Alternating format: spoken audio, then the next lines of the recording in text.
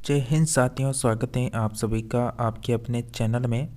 Friends, हम बात करेंगे बिहार डीएलएड परीक्षा 2024 के बारे में। और आपको यहां पर बता दें, हम सामान्य ज्ञान की बात करेंगे जिसमें जीके जीएस की बात करने वाले हैं। और आप सभी को बता दें, जो हम प्रश्न करेंगे वो बिल्कुल लूसेंट के प्रश्न ही होंगे यहाँ पर। और जो प्रश्न है वो किसी ना किसी एग्जाम में पूछे जा चुके हैं और सभी सिलेक्टेड प्रश्न है। और आज का जो प्रैक्टिस सेट नंबर होगा वो 1 नंबर होगा। और आप यकीन मानिए, अगर आप आपके एग्ज़ाम तक हमारे साथ जुड़े रहते हैं तो जीके जीएस में आपके जो 20 पर्सन हैं उनमें से आप 15 प्लस सही कर सकते हैं। लेकिन आपको ईमानदारी से लगातार यहाँ पर क्लास से अटेंड करनी होगी। तो चलिए फ्रेंड्स, हम शुरू करेंगे यहाँ पर इस क्लास को।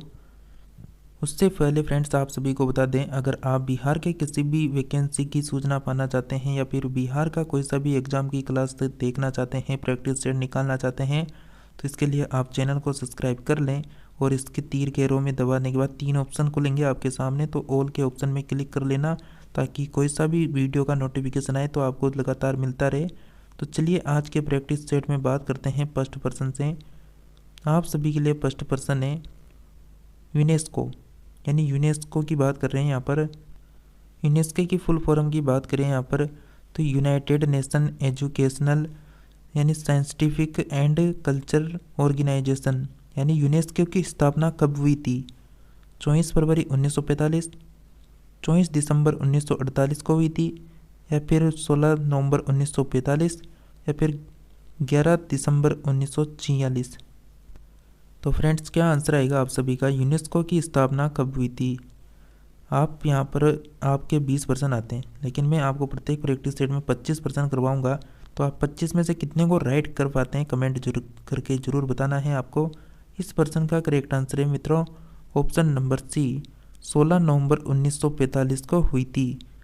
नेक्स्ट बात करें, यूनेस्को का मुख्यालय कहाँ पर स्थित है? बताइए, पेरिस में, अलास्को में, रोम में, इस्तांबुल में।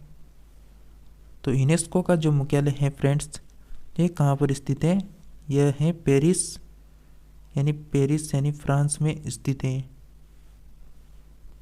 यानी ए ऑप्शन आपका करेक्ट आंसर हो जाएगा। पेरिस कहाँ पर है? फ्रांस में है। नेक्स्ट पर्सन की ओर बढ़ते हैं। खरीफ की फसल कब बोई जाती है? बहुत आसान पर्सन है, आप बता सकते हैं।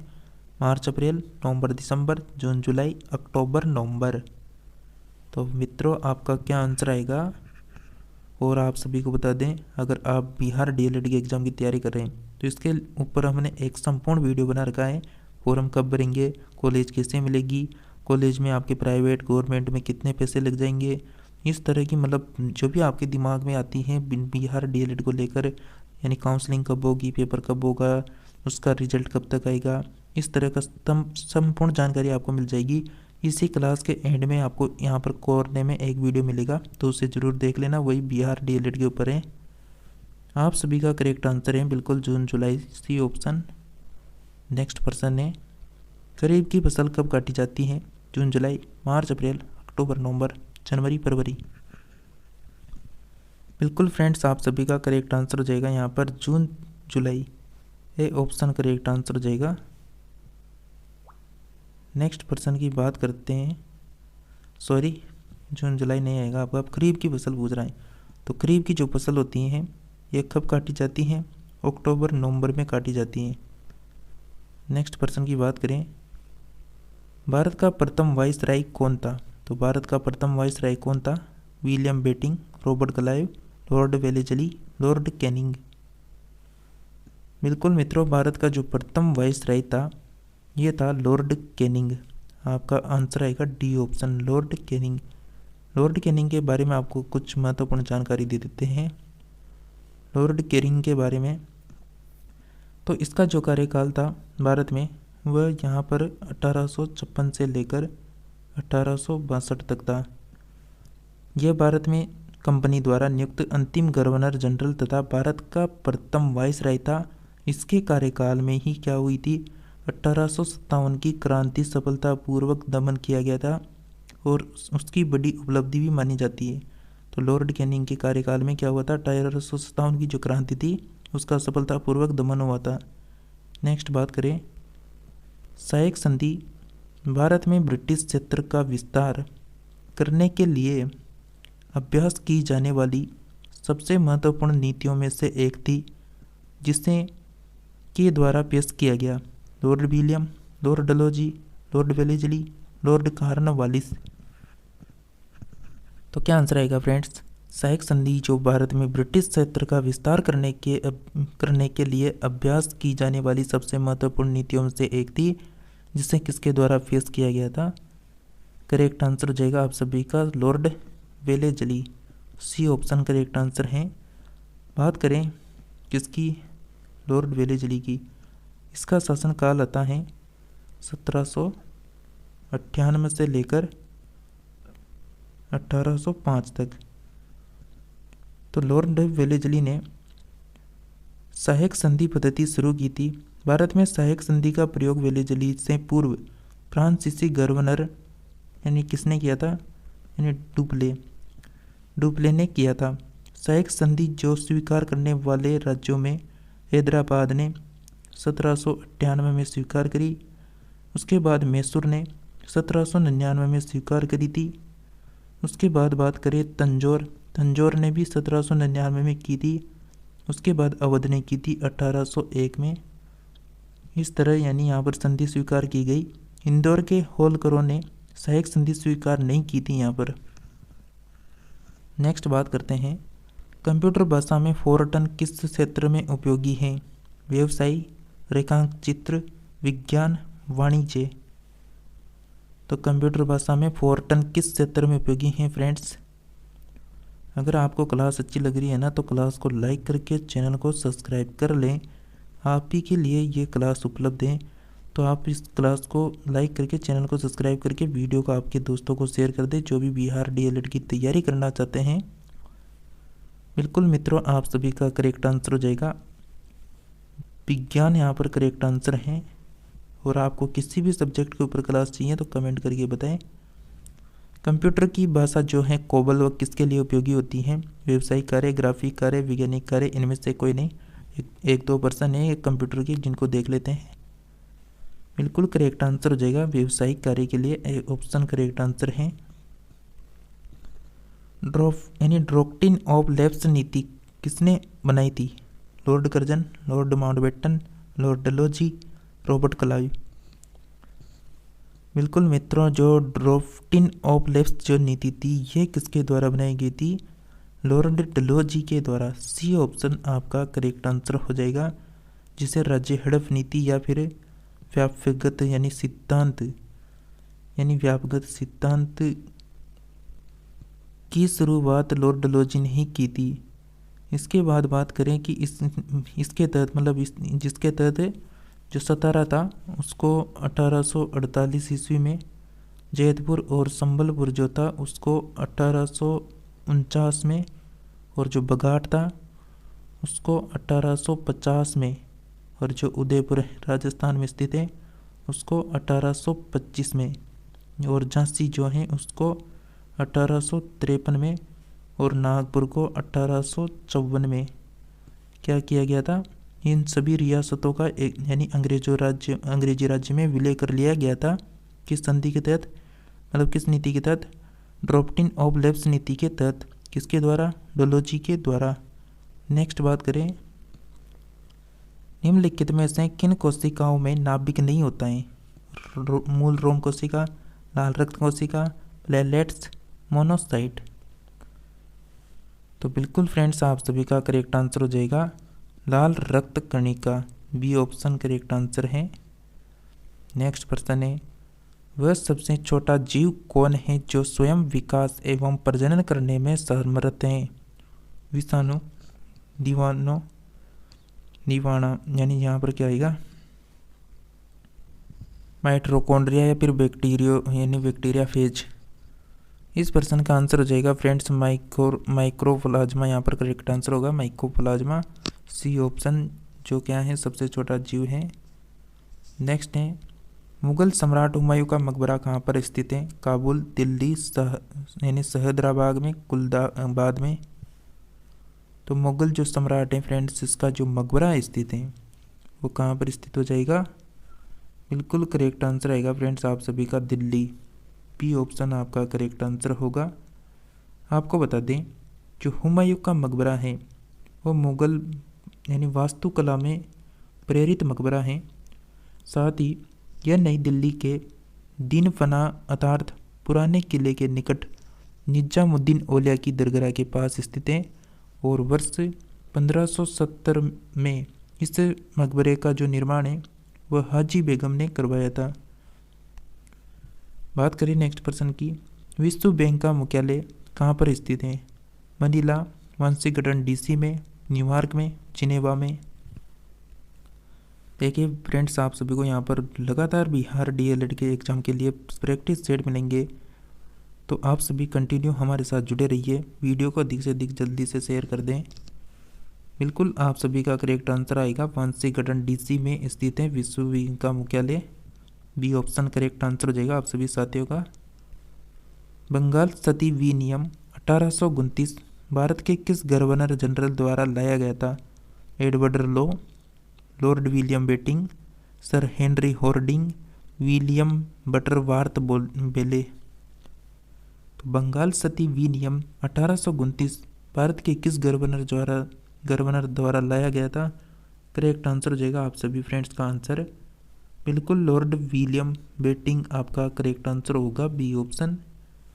बात करें लॉर्ड विलियम बेटिंग की, तो लॉर्ड विलियम बेटिंग इसका जो लॉर्ड विलियम बेटिंग है इसका जो कार्यकाल था वो सन 1828 से लेकर 1835 तक था, मतलब 35 तक रहा था। और 1833 के चार्ट एक्ट के द्वारा इन्हें भारत का पहला गवर्नर जनरल बनाया गया था। इनके कार्यकाल में जो राजा राममोहन राय थे उनकी मदद से अधिनियम 17 के द्वारा सती प्रथा को सन 1829 में समाप्त कर दिया गया था। नेक्स्ट बात करते हैं, निम्नलिखित में से कौन सा कथन है जो गलत है? पदार्थ के कण स्थिर अवस्था में होते हैं, पदार्थ के कण बहुत छोटे होते हैं, पदार्थ के कण एक दूसरे को आकर्षित करते हैं, पदार्थ के कणों के बीच रिक्त स्थान होता है। क्या आंसर आएगा फ्रेंड्स? बिल्कुल फ्रेंड्स आप सभी का करेक्ट आंसर हो जाएगा यहाँ पर। बताइए पदार्थ के कण स्थिर अवस्था में होते हैं, ए ऑप्शन करेक्ट आंसर होगा। चलिए नेक्स्ट क्वेश्चन की ओर बढ़ते हैं। निम्नलिखित में से कौन न तो तत्व है न ही यौगिक के? वायु, जल, पारा, नमक। तो कौन सा ऑप्शन आपका करेक्ट आंसर होगा? न तो तत्व ना यौगिक, कौन सा होगा? करेक्ट आंसर हो जाएगा वायु, ए ऑप्शन करेक्ट आंसर है। नेक्स्ट बात करें, जल शोधन में कौन सी प्रक्रिया का प्रयोग किया जाता है? परासरण, विपरीत परासरण, साइटोलिस, ट्रिगर दाब। तो जल शोधन में कौन सी प्रक्रिया का प्रयोग किया जाता है मित्रों?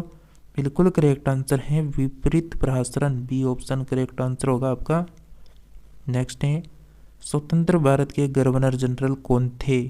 Rajaji, Lord Mountbatten, Rajendra Prasad, Lord Wellesley. तो बिल्कुल फ्रेंड्स यहाँ पर स्वतंत्र भारत के जो गवर्नर जनरल थे वो लॉर्ड माउंटबेटन थे। बात करें लॉर्ड माउंटबेटन की, तो स्वतंत्र भारत के प्रथम गवर्नर जनरल लॉर्ड माउंटबेटन हुए, जबकि स्वतंत्र भारत के प्रथम एवं अंतिम गवर्नर जनरल चक्रवर्ती राजगोपालाचार्य थे जो एक भारतीय थे। नेक्स्ट है, जीवन की मूलभूत इकाई क्या है? कोशिका, ऊतक, अंग, राइबोसोम। तो जीवन की मूलभूत इकाई क्या होगी फ्रेंड्स? यहाँ पर बिल्कुल सभी को अच्छे से पता होगा, यहाँ पर कोशिका करेक्ट आंसर आएगा आपका। नेक्स्ट, प्रोटीन संश्लेषण में निम्न में से कोशिकांगों में से किनकी भूमिका सबसे अधिक महत्वपूर्ण है? लाइसोसोम और सेंट्रोसोम की, लाइसोसोम और माइटोकॉन्ड्रिया की, अंतःद्रव्य जालिका और राइबोसोम की, गोल्जी उपकरण और माइटोकॉन्ड्रिया की। तो बिल्कुल फ्रेंड्स यहाँ पर करेक्ट आंसर होगा अंतःद्रव्य जालिका और राइबोसोम की, सी ऑप्शन करेक्ट आंसर है। नेक्स्ट बात करें, और आज का प्रैक्टिस सेट में आप कितने प्रश्नों को राइट कर पाते हैं जल्दी से कमेंट करके बताना है एंड में क्लास के, और आपको एक और प्रश्न यानी यहाँ लास्ट में दिया जाएगा होमवर्क के लिए, जिसका जवाब आप सभी को कमेंट बॉक्स में देना है। आपका यहाँ पर प्रश्न है कि भारतीय राष्ट्रीय कांग्रेस के अध्यक्ष जो सेशन के प्रारंभ होते ही जेल में चले गए, C R Das, C Vijay Raghavachari, R N Madolkar, Ras Bihari Ghosh. जितने भी प्रश्न आपको करवाए हैं बिल्कुल सभी सिलेक्टेड और इम्पोर्टेंट प्रश्न हैं। तो इस तरह के प्रैक्टिस सेट आपको कंटिन्यू मिलने वाले हैं अगर आप लगातार यहाँ पर बने रहते हैं। तो बिल्कुल फ्रेंड्स, आप सभी का करेक्ट आंसर हो जाएगा यहाँ पर C R Das. A option correct answer है। सी आर दास कौन है, तो इनकी बात करेंगे। तो भारतीय राष्ट्रीय कांग्रेस का 1922 का जो अधिवेशन गया में हुआ था, इसकी अध्यक्षता भी यानी सी आर दास के द्वारा की गई थी। नेक्स्ट है, भारतीय राष्ट्रीय कांग्रेस तथा मुस्लिम लीग दोनों ने लखनऊ में किस वर्ष में अधिवेशन किया जिसमें लखनऊ समझौता संपन्न किया गया था? 1921, 1916, 1901, 1911।